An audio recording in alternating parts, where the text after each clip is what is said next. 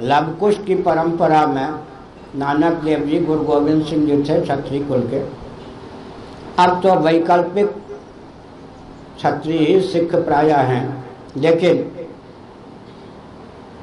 स्वतंत्र भारत में भी कम से कम कृपाण को तो उन्होंने अपने साथ रखने का वैध अधिकार प्राप्त कर लिया। इसमें क्षत्रिय चूक गए, इतना तो ध्यान देना पड़ेगा। ये तो वैकल्पिक क्षत्रिय हो गए आजकल के सिख, परंपरा के क्षत्रिय चूक गए इसमें। अब एक विचित्र बात है, ब्राह्मणों का बहुत महत्व है, लेकिन ब्राह्मण शासन नहीं कर सकते।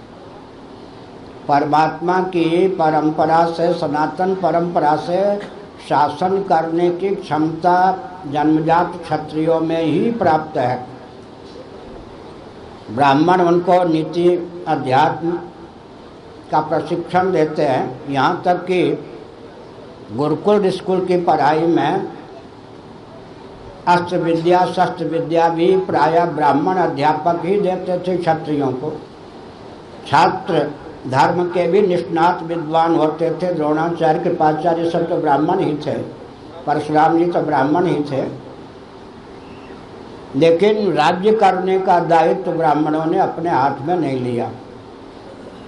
तो भारत के जो परंपरा प्राप्त क्षत्रिय हैं, सनातन वर्णाश्रम व्यवस्था में आस्थान्वित हैं।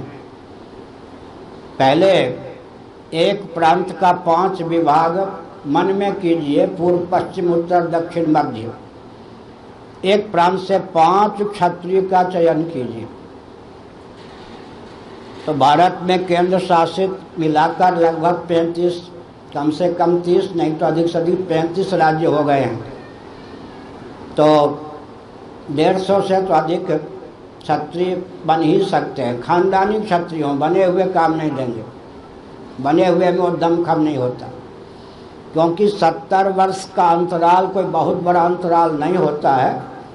अभी पूर्वजों का रक्त 7 पीढ़ी तक तो कम से कम जाता है, 7 पीढ़ी अभी नहीं व्यतीत हुई।